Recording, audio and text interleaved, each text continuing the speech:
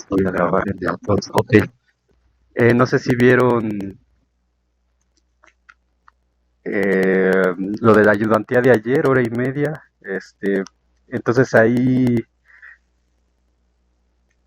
dije algunos comentarios sobre algunas cosas que habíamos tomado como ciertas para construir los números, bueno, los reales como las expansiones decimales. Lo malo que no tengo mi cuaderno. Y creo recordar que les puse algunas propiedades que se deducían del ejemplo de los hoteles de Hilbert, ¿verdad? Que era esta cosa de que si teníamos el hotel, que era un conjunto numerable, es decir, de cardinalidad Aleph 0, y entonces metíamos una fila numerable de personas, perdón, una fila finita de personas, ¿se acuerdan? El hotel volvía a quedar totalmente lleno. Entonces eso quiere decir que si a la cardinalidad Aleph 0 le sumamos un número real k,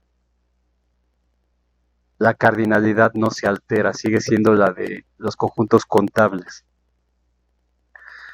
Luego, en los hoteles seguíamos con el hotel infinito, cardinalidad Aleph 0, y lo que hacíamos ahora era agregar una fila numerable de personas, lo que quería decir que sumábamos en cierto sentido un Aleph 0 y lo que obteníamos era que el hotel volvía a quedar lleno, es decir, sumarle un infinito, el mismo infinito, en el caso de conjuntos numerables al menos, no altera la cardinalidad. Luego, lo que hacíamos era, en vez de solamente una fila, decíamos, bueno, ¿qué pasa si llegan una cantidad finita de filas? ¿Se acuerdan, no? Que era una, fila 2, fila 3, fila 4, etcétera, hasta la fila K. Entonces lo que quiere decir eso es que, y vamos a decir que en la K-1, creo que lo puse para que me quedara K al final. Entonces, donde, ok, ya sí. Entonces el hotel infinito era Aleph 0 y luego le agregábamos una cantidad finita de infinitos, digamos, como los naturales. Entonces, ¿cuántos de estos son K-1? K-1 filas. Y entonces lo que encontrábamos es que cabían todos, ¿no? Otra vez. Entonces, lo que esto significa es que sumar k veces ese infinito que equivale a multiplicar el infinito al f0 por un número natural k, seguía manteniendo el mismo infinito. Entonces no hay brinco de cardinalidad ahí. Después, bueno, lo que hacíamos era meter una cantidad numerable de infinitos, pero para verlo un poco mejor les planteaba la cuestión de el teorema que habíamos visto, que habíamos demostrado que el producto cartesiano de dos conjuntos numerables era numerable también. Entonces, si en vez de llamarle A y B le llamamos A1 y B1 y A2, perdón, entonces este A1 cruz A2 es un conjunto numerable, ¿de acuerdo? Y eso lo puedo hacer producto cartesiano con un conjunto numerable A3. Y entonces por ese teorema que demostramos tendríamos que A1 cartesiano A2 cartesiano A3 también es numerable. Y ese producto cartesiano es un conjunto otra vez, un conjunto numerable. Entonces lo puedo hacer producto cartesiano con un conjunto numerable que le voy a llamar A4. Y entonces por el teorema, si todo este era numerable, entonces todo este completo va a seguir siendo numerable. Y eso lo puedo hacer un número finito de veces, digamos, hasta una K. Entonces, lo que estamos diciendo aquí es que si cada uno de estos tiene la cardinalidad de los naturales, entonces estamos multiplicando este infinito, digamos, el número de conjuntos que tengo aquí, que sería k conjuntos. Entonces lo que tengo es que estoy exponenciando el infinito a un número natural k. Pero como todo esto es numerable, eso significa que la cardinalidad de todo este tiene que ser Aleph 0. Entonces eso significa que este Aleph 0 a la k se queda como Aleph 0.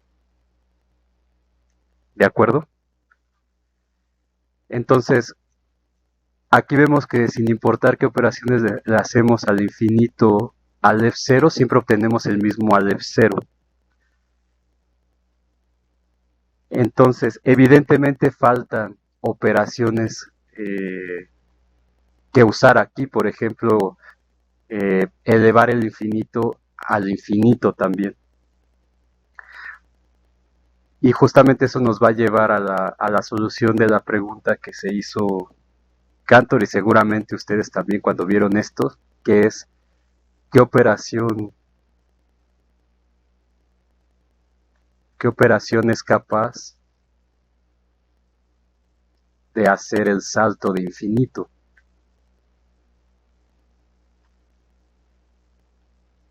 De infinitos, porque hasta el momento conocemos dos infinitos, que es Aleph 0 y Aleph, que tiene la cardinalidad de los reales, ¿no? Así lo definimos, o sea, encontramos que los reales no podían ser numerables, y entonces como el infinito más pequeño que conocemos es el Aleph 0, entonces eso quería decir que la cardinalidad de R tenía que ser mayor forzosamente que la cardinalidad de los conjuntos que son equivalentes a los naturales o los conjuntos numerables. Y después definimos que esa cardinalidad de R iba a ser lo que llamamos Aleph, que en realidad sería Aleph 1 o la cardinalidad del continuo. ¿Okay? Entonces la pregunta es, ¿cómo puedo saltar de este a este de aquí? ¿Qué tipo de operación tengo que hacer para que se pueda dar ese salto? Entonces, dos operaciones que faltan por hacer ahí es que nosotros tengamos una base natural, por ejemplo, y eso lo exponenciemos a la única cardinalidad que conocemos. Bueno, a una de las dos cardinalidades que conocemos, que es la mínima, que es Aleph 0. Entonces faltaría ver qué pasaría si hacemos esto y también a la inversa, es decir, no, perdón, cuando la base es Aleph 0 y eso lo exponenciamos al mismo infinito, Aleph 0. Entonces faltan estas dos. Y algunas otras más, ¿no? Y obviamente estoy tomando aquí Aleph 0 porque es el infinito más pequeño en vez de agarrarme el Aleph 1 porque no sabemos realmente hasta ahorita si hay algo que sea más grande que esa cardinalidad Aleph 1 de los reales. Lo único que sabemos es que dada la cardinalidad Aleph 0, hay una cardinalidad mayor que es la de los reales, que es Aleph 1. Entonces con esa cardinalidad menor hay que tratar de ver si hay una forma de encontrar mediante alguna operación como estas la cardinalidad Aleph 1. Pero para poder hablar ya sea de este o de este, tenemos que dar un conjunto, como hacíamos con los hoteles, que nos van dando este tipo de operaciones. De manera que podamos saber qué es, o sea, qué tipo de conjunto es el que me da cosas como este K a la Aleph 0, por ejemplo, ¿no? Vamos a dejar de lado este por un momento. Pero ya conocemos uno. ¿Sí me pueden decir cuál es?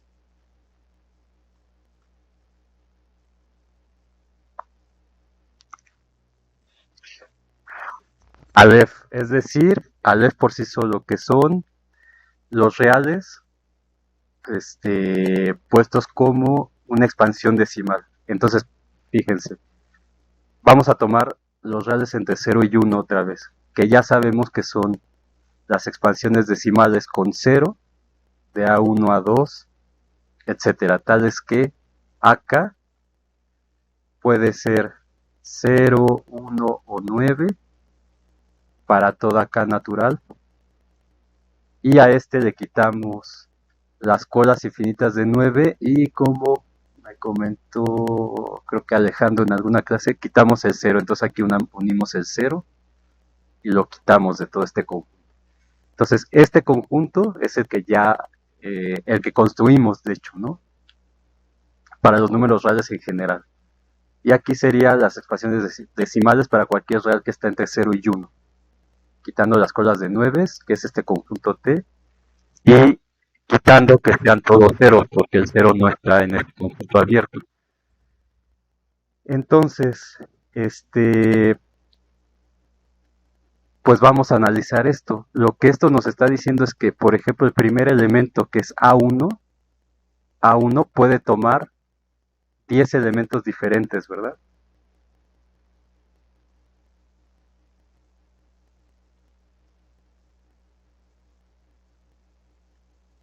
Distintos. O sea, el 1 o el 0, el 1, el 2, el 3, el 4, etcétera, o el 9. Pero luego que ya escogimos el A1, tenemos la misma cantidad de elementos para escoger para el A2. Entonces puede tomar también 10 elementos distintos. Entonces, ¿cuántos llevaría aquí? Pues multiplicaría 10 por 10 y llevaría 10 al cuadrado, ¿verdad? Luego el A3, bueno, ahí no pinté todo, pero digamos, déjenme poner más. Acá, y ya quitando las colas de ceros y, bueno, el 0 más bien y las colas de 9. Entonces, el A1 puede escoger 10. Luego el A2 también pueden ser 10. El A3, ¿cuántos puedo escoger? También 10 diferentes. El A4 lo mismo. El AK podría escoger 10 también. Entonces todos estos me dan hasta aquí, digo, faltan más porque esta cosa es infinita, que puedo contar con los naturales, de hecho. Entonces tengo 10 a la K, ¿verdad? Aquí. Entonces si me sigo, sería el AK más 1, tendría otros 10 y entonces tendría 10 a la K más sus posibilidades. Entonces, ¿cuántos valores pueden tomar los números en esta expansión infinita?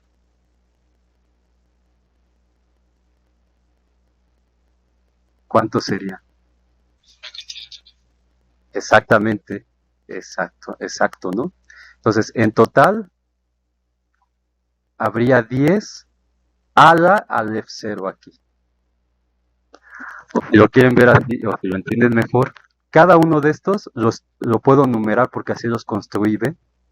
A1, A2, A3, A4, AK, etcétera. Entonces, la cantidad de cosas que tengo aquí son tantos como los naturales. Entonces, sería 10 elevado a la cardinalidad de n, que ya sabemos que es 10 a la Aleph 0. Y esta cosa son los reales, ¿verdad? Porque demostramos que el 0,1 era un conjunto equivalente a todo R, al menos infinito, infinito.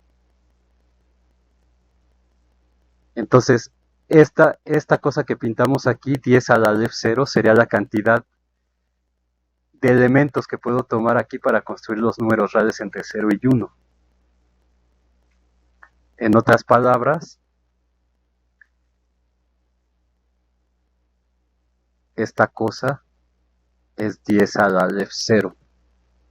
Y esto ya vimos que lo definimos como justamente Aleph 1.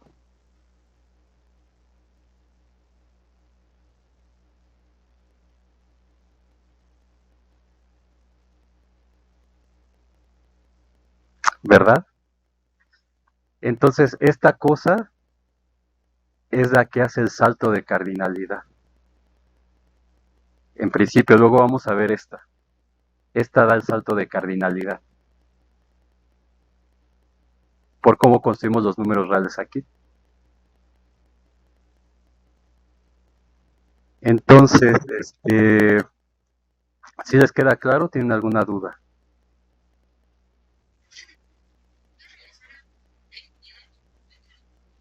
Ah, es así como lo definimos, ¿sí? A ver, chécalo. Son las expansiones decimales, este, con la primera componente cero aquí, restando las cosas de 9 y el cero, porque no está aquí, ¿no? Ni el cero ni el uno. Entonces, son todos esos elementos que están ahí. Entonces, con el primer infinito podemos generar, bueno, perdón, sí, con el primer infinito podemos generar el segundo. Entonces tendríamos que Aleph es 10 elevado a la Aleph cero. Ahora, si... Bueno, ¿y qué quería hacer? Híjole, hubiera tenido mi... Es que no estoy en la casa. ¿Qué más les quería decir? Sí, ¿qué pasó? Casi no te escucho, pero a ver. Sí, sí, ¿qué pasó?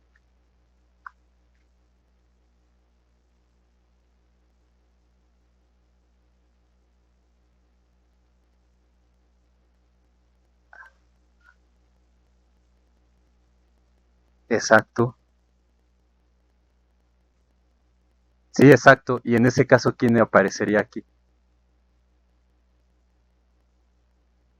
Eh, sí, bueno, si es base de... Sí, en general sería K.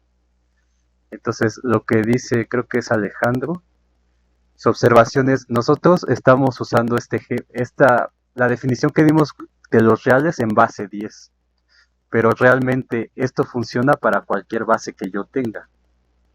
Entonces, por ejemplo, si tengo base 2, vamos a ponerlo, si tuviera unos comentarios. Si tuviera base 2, entonces mi conjunto de números reales sería el conjunto 0.A1, A2, etcétera, tales que acá puede tomar solamente dos valores, cero o uno, para todo k en n.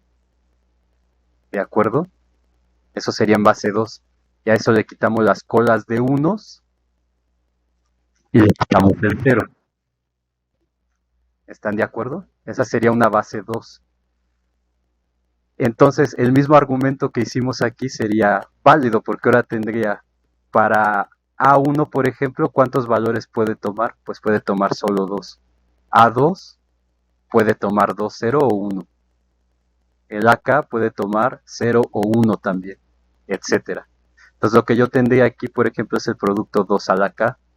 Y si me sigo con todo este conjunto numerable de A's, porque la K es natural, entonces tendría que 2 al Aleph 0 es justamente también Aleph 1.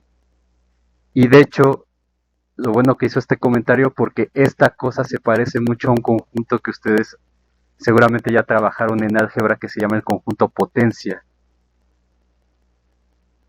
que es el conjunto, bueno, que son todos los subconjuntos de un conjunto dado,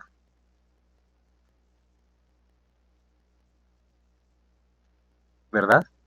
Pero este mismo argumento se vale para cualquier base que yo tenga. Entonces, en general, yo puedo construir esos números reales teniendo una base K, una base, bueno, y K ya lo usé, una base, no sé, L. Y entonces mis expansiones decimales serían 0.A1, A2, etcétera, tales que acá puede tomar los valores 0, 1, etcétera, hasta L-1 para todo K en N, quitando las colas de L-1 y el 0, por ejemplo. Y entonces en ese caso lo que tendría es justamente la operación que tenía al principio, que es el K elevado a la Aleph 0, y eso me seguiría dando los números reales. Obviamente no hemos demostrado que todas estas son expresiones equivalentes, pero no es difícil. Bueno, es engorroso hacerlo, pero es cierto. ¿Ok? Entonces, la moraleja de todo esto es que el salto de cardinalidad lo da este tipo de operación, que es exponenciar un número al infinito que yo tenga, algún infinito que yo tenga. Entonces, esto que está aquí, pues, sugiere que esta relación se tiene que cumplir para todo K en los naturales, por ejemplo, en general. Entonces, exponenciar al infinito me va a dar un infinito nuevo, digamos, y no así las otras operaciones que teníamos aquí, que es exponenciar un infinito a un número natural, eso me lo sigue dejando igual. Sumar me lo sigue dejando igual. Sumarle un número natural me lo sigue dejando igual. Entonces habría que ver qué pasa cuando esta K también es numerable, que es la otra operación que pusimos aquí. Eso lo vamos a ver más adelante si da tiempo aquí. Muy bien. Entonces, de lo anterior lo que podemos concluir es que este, a ver qué es lo que quiero hacer ahora. Mm,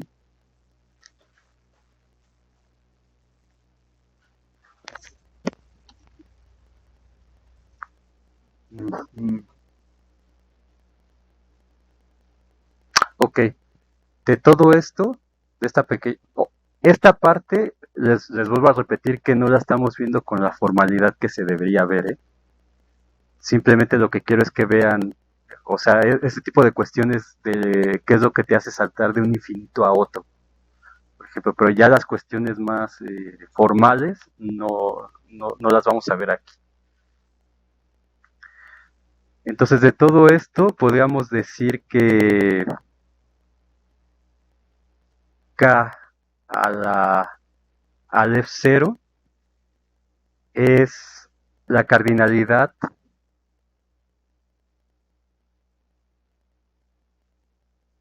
del conjunto de sucesiones de todas las sucesiones de este estilo,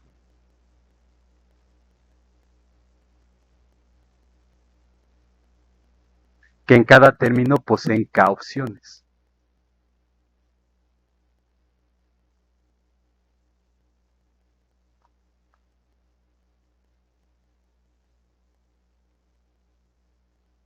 ¿No?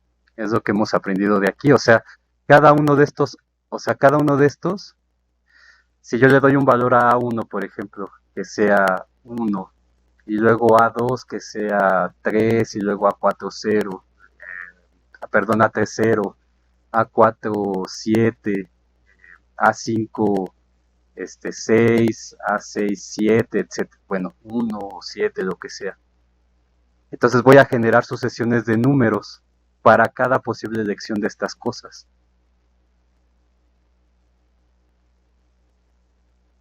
Entonces voy generando sucesiones de números reales, ¿verdad? Y entonces a cada una de esas, o sea, cada sucesión, cada una de estas es una función que va de los naturales al conjunto uno hasta acá, que es el número de opciones que tengo por cada una de estas A's. Entonces yo agarro un natural, uno, y le asigno un valor en este conjunto de posibilidades que tengo. Entonces por cada una de estas sucesiones tengo una función.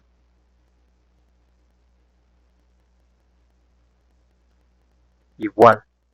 Entonces, este K al F0 lo puedo pensar como el número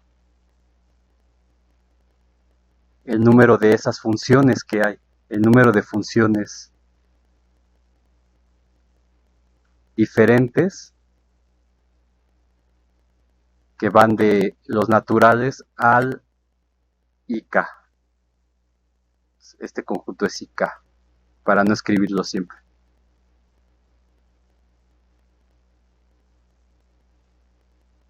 Entonces, Si este cada Aleph 0 es el número de funciones diferentes que me dan todas esta serie de sucesiones, la cardinalidad de IK, como es un conjunto finito, pues es el número de elementos que tiene, en este caso tiene K elementos.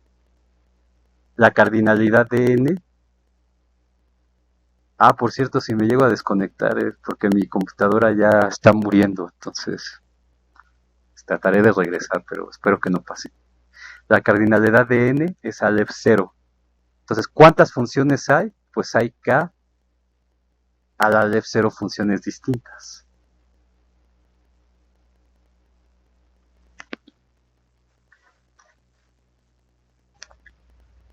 ¿Sí se entiende eso? O sea, por cada una de estas A's tengo K posibilidades.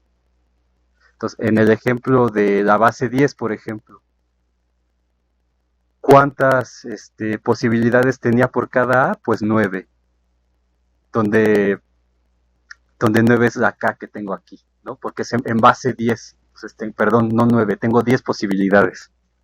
Entonces, K es la base, es en base 10, tengo 10 posibilidades. Si es en base 2, pues tengo 2 posibilidades diferentes. En general, para escoger cada uno de estos A's, tengo K posibilidades distintas, ¿no? Donde mi base es K. Y eso me genera una serie de sucesiones. O sea, una sucesión no la hemos definido formalmente, pero es una secuencia de números naturales. Entonces, es una función que a cada natural le asigna un elemento de este conjunto IK, que son las posibilidades que tengo. Y entonces el total de todas esas funciones es justamente este número también,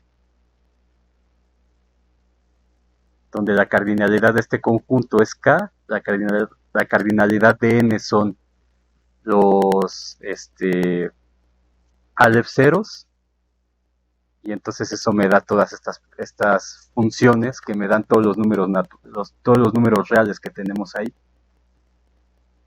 Entonces esto lleva a definir justamente qué vamos a entender como un cardinal elevado a otro cardinal.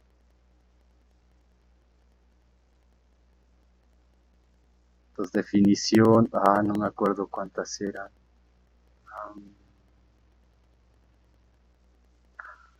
Creo que eran las operaciones, creo que es las 5. Entonces, sean A y B números cardinales. Entonces recuerden, número cardinal es aquel número que me dice cuántos elementos tiene un conjunto. Creo que sí se los definí en el video anterior. Entonces definimos en base a este ejemplo que tenemos aquí, que el cardinal A elevado a la B va a ser el conjunto de funciones que van del conjunto A al conjunto B, donde el conjunto A tiene cardinalidad A y el conjunto B tiene cardinalidad B. No, al revés. B a la A. B a la A.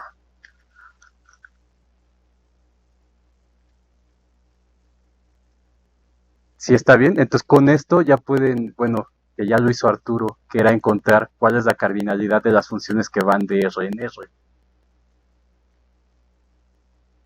Entonces, ¿cuál es la cardinalidad de las funciones que van de R en R? Pues si yo sé que esta cardinalidad es Aleph y esta también, entonces este conjunto tiene una cardinalidad Aleph elevado a Aleph. Y entonces lo que tenemos que ver es,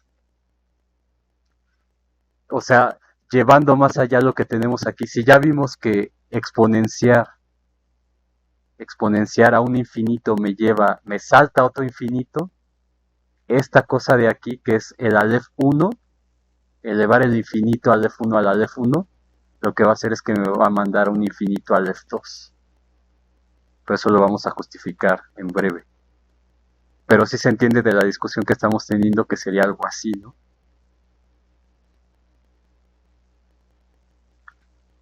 Entonces, en el ejemplo que tenemos acá, son todas las funciones que van de n al conjunto ik.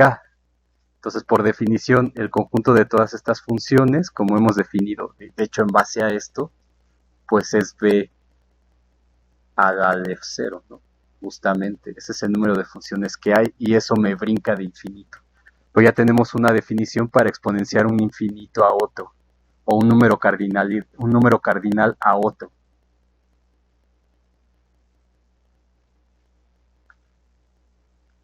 Ok, entonces, este,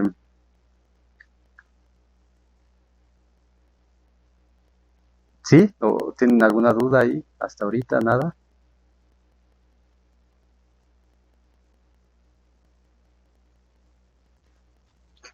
Ok, entonces, si ya vimos que k elevado a Aleph 0 da el brinco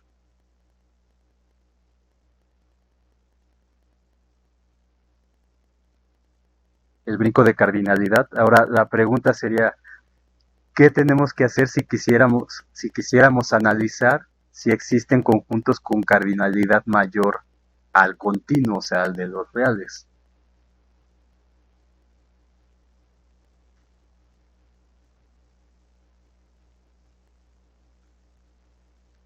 Para analizar si existen conjuntos con cardinalidad. Ahorita que pase una hora, si quieren, descansamos un 10 minutos o algo así. Con cardinalidad mayor que la del continuo.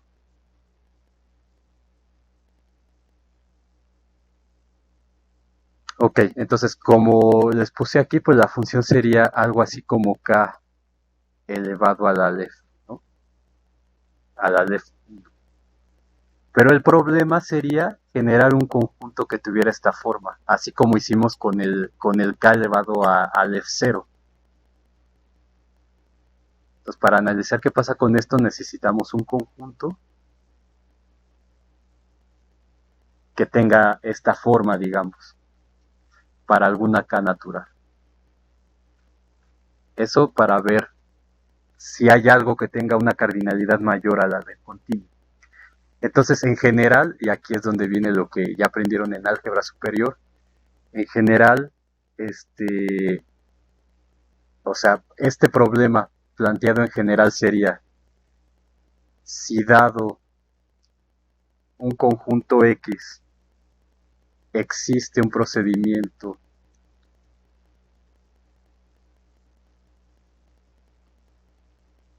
para generar un nuevo conjunto,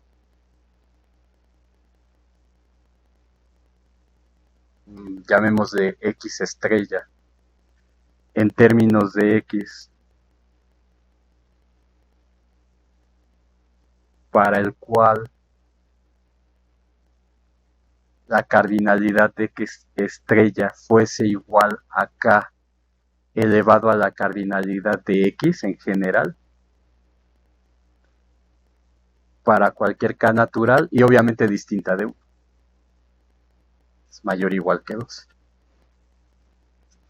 Esa sería la pregunta en general. Entonces, de ser así, si la respuesta es positiva, entonces lo que vamos a obtener es que la cardinalidad de este conjunto nuevo, X estrella, va a sobrepasar la cardinalidad del conjunto X original, digamos.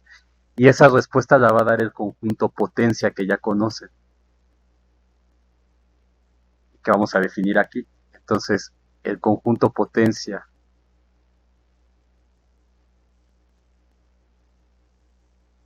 de un conjunto A, es el conjunto formado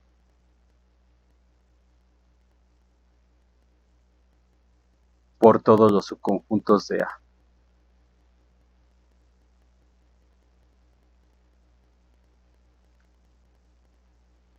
Por todos los subconjuntos de A.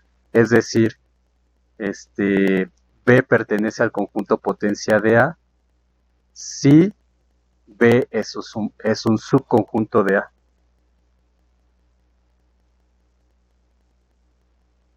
¿De acuerdo? Entonces, en pocas palabras, el conjunto potencia es el conjunto de subconjuntos de un conjunto A. Por ejemplo, si tenemos el conjunto X que sea igual a, no sé, tres elementos para no hacerlo muy largo. Tres elementos. Entonces, ¿cuántos subconjuntos tiene este conjunto X? Pues, entonces, el conjunto potencia sería el conjunto de todos los subconjuntos que tiene X. Entonces, el vacío, ¿se acuerdan que dijimos que iba a ser subconjunto de todo conjunto? Entonces, el vacío es un subconjunto de X, por lo tanto, tiene que estar en el conjunto potencia. Luego sería el conjunto que contiene al 3, por ejemplo, el que contiene solamente al 5, el que contiene al 7, el que contiene al 13 y al 5, el que contiene al 13 y al 7, el que contiene al 5 y al 7, y el total también sería un subconjunto, ¿no? X es subconjunto de sí mismo, ¿de acuerdo? Entonces, ¿cuántos subconjuntos tenemos aquí? Tenemos 2, 4, 6, 8. Y lo que nos interesa es saber cuál es la cardinalidad de ese conjunto potencia, aunque ustedes ya saben cuál es, pero vamos a tratar de ver.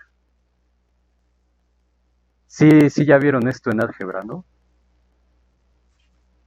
Ok, entonces no tienen problema con calcular cuáles son los subconjuntos de ese, ¿no? Y de hecho, seguramente no sé si les hayan demostrado eso, yo creo que no. O a lo mejor sí para el caso finito, que el número de elementos que tiene el conjunto potencia es 2 a la n, ¿no? Donde n es el número de elementos que tiene x. Entonces,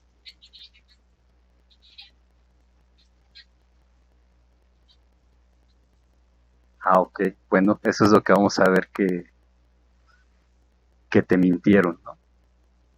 Eso se vale para cualquier conjunto infinito, sea numerable o sea no numerable, o finito, no importa. Entonces, ok, pero vamos hacia allá. Entonces, podemos ver aquí que la cardinalidad de este conjunto especial, como le puse x, ¿no? Del conjunto potencia de x es igual a 8 en este caso. Hay 8 subconjuntos. Y esto lo podemos ver como 2 al cubo. 2 al cubo, que sería 2, y este 3 sería la cardinalidad de x. En este caso, la cardinalidad de un conjunto finito, pues es el número de elementos que tiene. En este caso tiene 3 nada más. En este ejemplo particular, entonces nos da 8 y eso es igual a 2 al cubo y eso es igual a 2 a la x. Entonces lo que demostró Cantor es que estas reglas se valen para cualquier conjunto infinito, para cualquier conjunto con la cardinalidad que sea. Entonces, para hacer la demostración voy a poner un ejemplo igual con este que ya tenemos aquí. Un conjunto de tres elementos. Entonces, por ejemplo, digamos, otra forma de analizar esto y ver que esa cardinalidad es la que tenemos aquí, es decir, lo siguiente. Entonces, vamos a ver un ejemplo para entender la demostración que vamos a hacer ahorita. Entonces, digamos que tenemos un conjunto que tiene tres elementos, no le voy a poner números, sino tiene tres elementos, A1, A2, A3, es un conjunto finito de tres elementos. Y en este caso el A1, pues es el que teníamos acá, ¿no? 3, A2 es 5 y el que sigue A3 es 7. ¿Ok? Pero lo pongo así de manera general, digamos. Y ahora, a cada subconjunto de A, esto sí lo voy a escribir, de A de X, lo vamos a identificar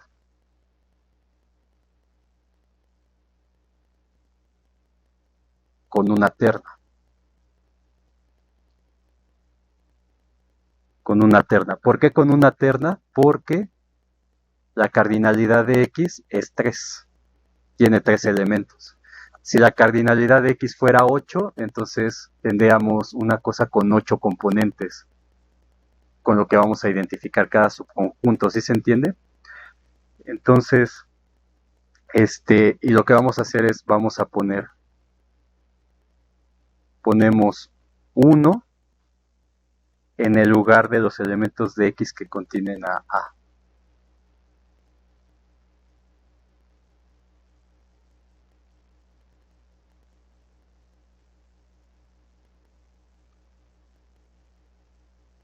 Que contienen ¿y por qué sigo con eso? Que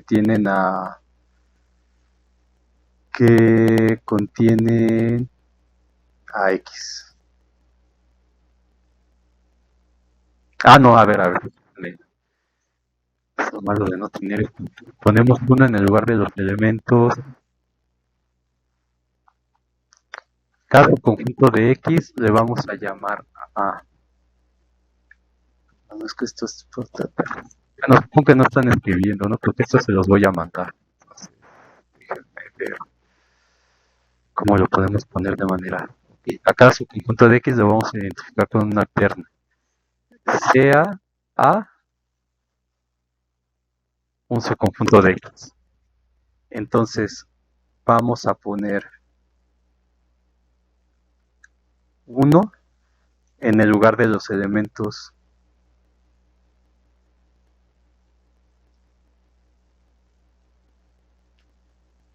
de X que contuvo A. Y 0 en el lugar de los elementos que no incluyó A.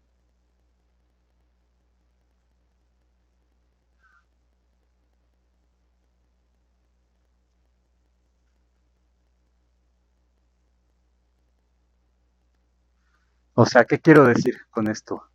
Yo creo que se va a entender mejor ya que lo pongamos. Ok, lo que quiero decir es que si A es un subconjunto de X, a cada subconjunto le voy a asociar una terna que va a estar dado por los elementos X1, X2 y X3. ¿Ok?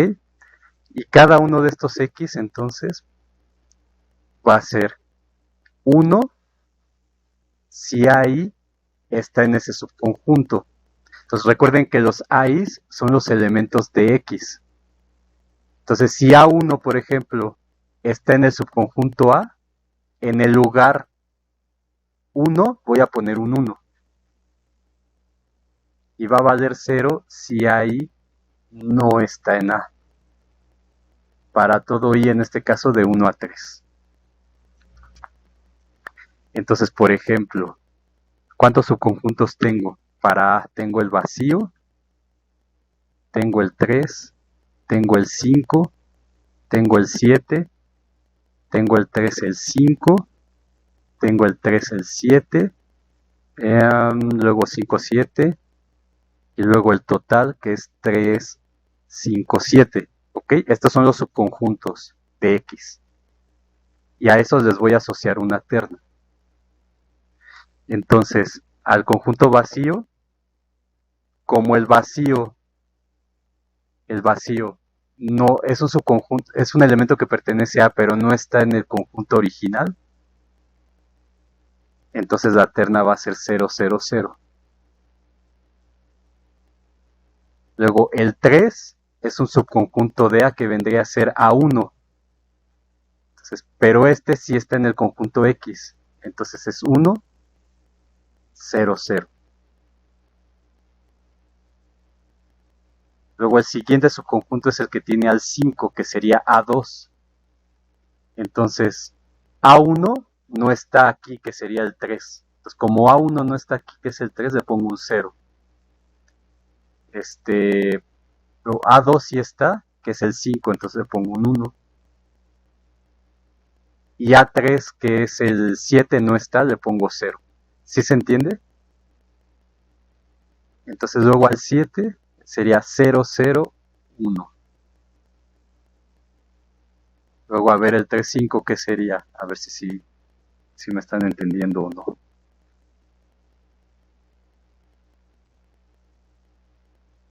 Exacto, ¿no? 1, 1, 0. 1, 1, 0. ¿Por qué? Porque el 3 es el, o sea, fíjense, el 3, 5, 7 son estos y este es el A1, el A2, el A3. Entonces, el A1 está en el subconjunto en este 3, 5, entonces le corresponde un 1 en la primera. Luego el A2 que es 5 también está aquí, entonces le corresponde un 1 también. Y el A3 que es 7 no está. Entonces si no está le voy a poner un 0. Luego tengo 3 y 7. Entonces el 3 sí está, así con este orden. El 5 no está y el 7 sí está. Entonces es 1, 0, 1. Luego al 5, 7 le voy a hacer corresponder 1. No, perdón. El 3 no está, entonces es 0. El 5 sí, 1. Y el 7 también 1. Y luego el 3, 5, 7 pues están todos, entonces sería la terna 1, 1, 1. ¿Ok? Entonces, a cada subconjunto le puedo asociar una única terna de esta manera. Y así a cada terna también le va a corresponder un subconjunto, es decir, estamos dando una aplicación biyectiva aquí, ¿no? A cada subconjunto le aplico una terna y a cada terna le va a corresponder un subconjunto. Aquí en el vacío es 0 porque el vacío pues no tiene ninguno de los 3, 5 o 7, ¿no? Por eso tiene puros ceros ahí. Entonces, el número de subconjuntos va a ser igual al número total de ternas.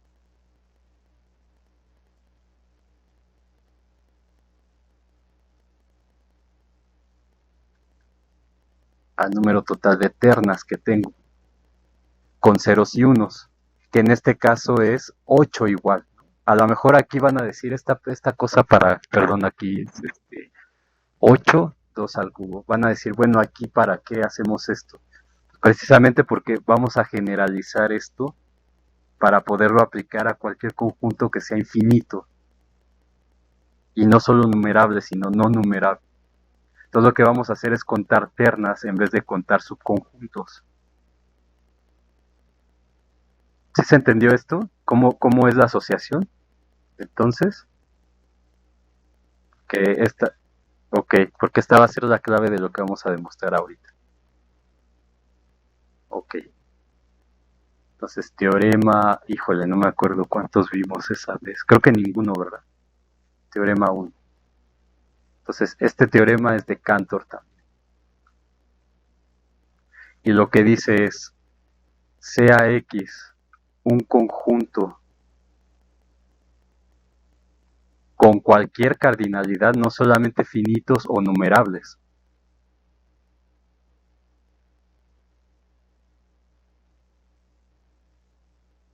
Con cualquier cardinalidad, o sea, finita o numerable o no numerable.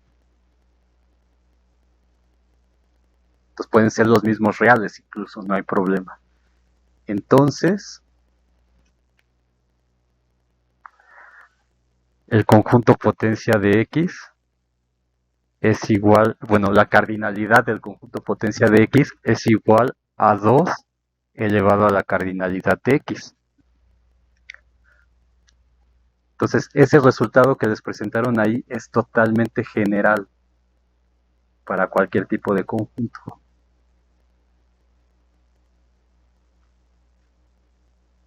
¿Okay? Entonces, cardinalidad del conjunto potencia es 2 elevado a la cardinalidad del conjunto X. Entonces, vamos a usar la idea que planteamos aquí. Entonces, vamos a decir, usando la idea anterior del ejemplo, vamos a ponerle 1.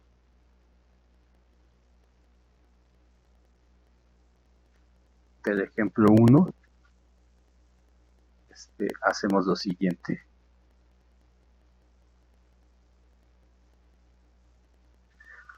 Entonces, número 1, vamos a ver qué pasa si es numerable. Si X es numerable, Entonces lo puedo contar, ¿no? Puedo contar sus elementos como hacíamos aquí. Entonces, si X es numerable, yo puedo dar una lista de elementos de X. Le voy a llamar a 1, a 2 y en este caso, pues los que sean. Un cómputo numerable. Entonces, ahora, dado A un subconjunto de X, podemos asociar a cada subconjunto una y una sola terna, dada por los números x1, x2, x3, etcétera, tal que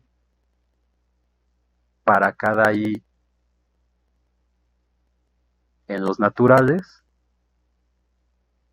tenemos la siguiente regla: xi es igual a 1 si AI pertenece al subconjunto y 0 si AI no pertenece a ese subconjunto. ¿Okay? Exactamente igual que aquí, nada más que extendido para un conjunto numerable, en primer lugar. Es lo mismo, ¿no? Entonces, de esta manera, vamos a ponerla así. Entonces, el número de subconjuntos de X será igual al número de sucesiones o de ternas, bueno, no de ternas de estas cosas, son sucesiones en realidad, x1, x2, etcétera, donde cada componente puede tomar dos valores.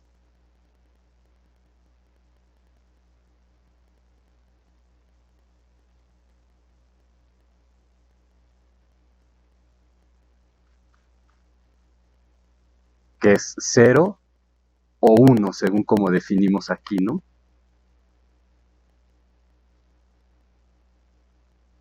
Es decir,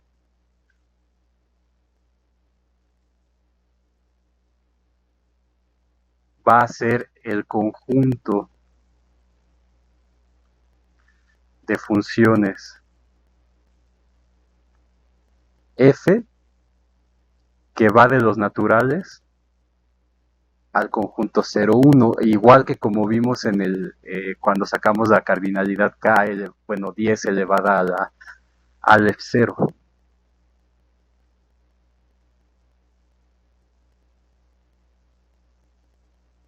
Si les queda claro que esto, el conjunto de sucesiones que hay es precisamente el conjunto de funciones que hay de los naturales al 0,1. Ok, perfecto. Y entonces por la definición, ¿qué era? Es 6, no.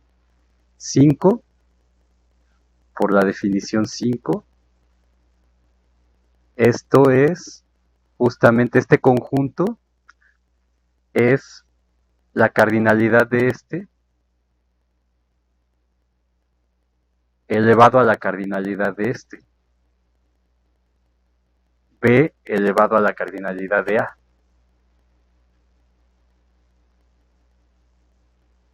Y la cardinalidad de este conjunto pues es 2. Y la cardinalidad de n es Aleph 0.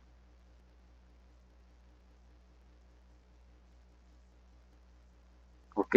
Y como el conjunto potencia la cardinalidad de los subconjuntos, o sea, cuántos subconjuntos tiene el conjunto potencia, es el número de estas cosas infinitas, de estas sucesiones, y esas sucesiones justamente es 2 a la Aleph 0, entonces esto quiere decir que la cardinalidad del conjunto potencia de X es igual a la cardinalidad de todas estas funciones,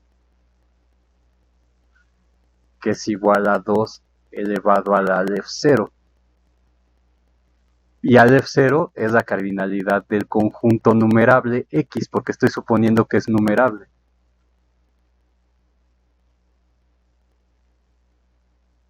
Pues X es numerable. es decir, la cardinalidad de X es la cardinalidad de N, que es el Aleph 0.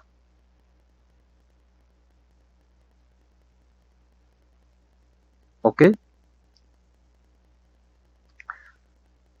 Y ahora lo que tenemos que ver es que también vale cuando el conjunto es infinito, no numerable.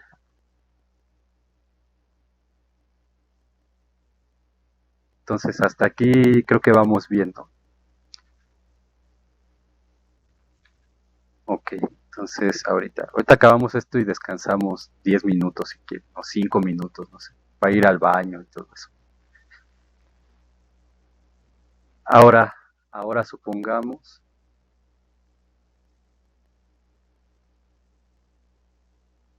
que X es no numerable. Entonces ya no puedo dar esta lista. Como ya no es numerable, ya no lo puedo escribir así. Estamos de acuerdo, ¿verdad? Pero, lo que hicimos cuando era numerable era poner en correspondencia, una sucesión, que es una función numerable definida sobre el conjunto X, que asociaba 1 a los elementos de X que estuvieran en el conjunto A y 0 a los que no. Entonces lo que vamos a hacer es, debido a eso que dije, vamos a definir una función que le vamos a llamar, no sé, chi de A, una función que va a ir del conjunto X al conjunto que tiene al 0 y al 1, de manera que esta chi de A la asocie 1 si la X está en el subconjunto A y valga 0 si X no está en A.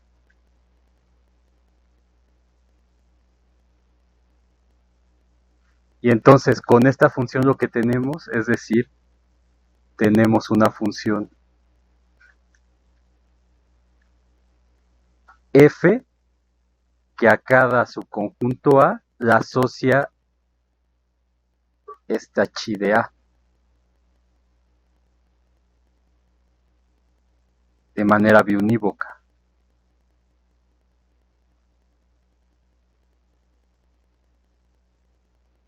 Y entonces el número de subconjuntos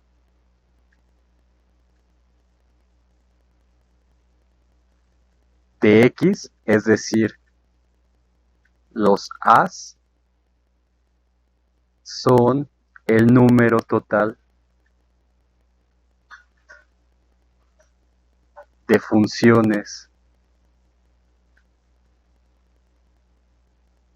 chi sub A que van de X al conjunto 0, 1.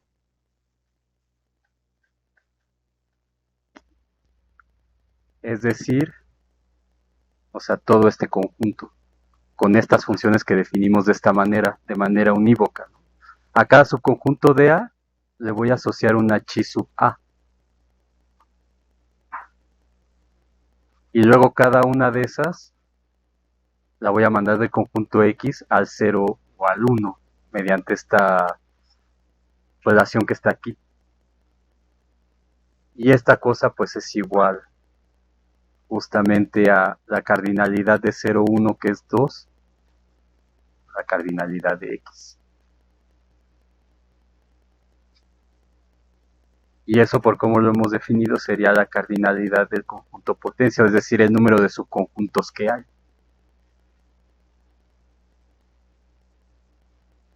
Y entonces con eso queda probado este teorema importante de Cantor.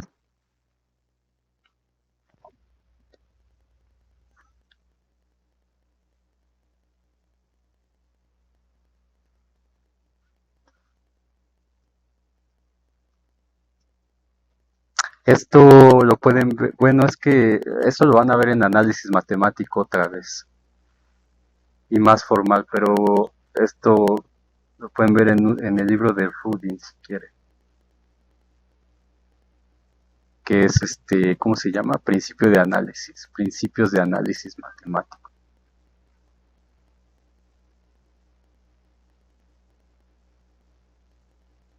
Está en español, que es de McGraw-Hill, me parece.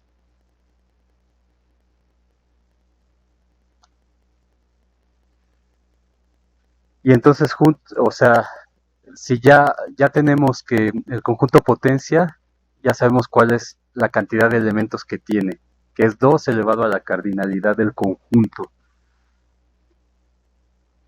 Entonces, lo que prueba Cantor a partir de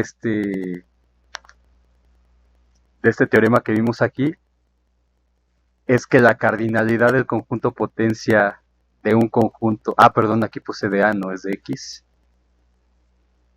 que la cardinalidad del conjunto potencia siempre va a ser mayor que la cardinalidad del conjunto X. Es decir, dado un conjunto X, siempre el conjunto potencia va a ser un conjunto que va a tener una cantidad de elementos mayor a las que tiene el conjunto original. Es decir, la cardinalidad del conjunto potencia va a ser más grande que la cardinalidad del conjunto X que yo tenga. Eso es lo que hay que probar. Entonces, si quieren descansar un poco o seguimos aquí.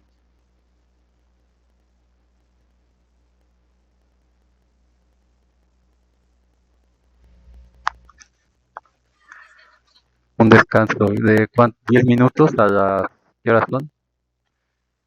6:20. Ok, entonces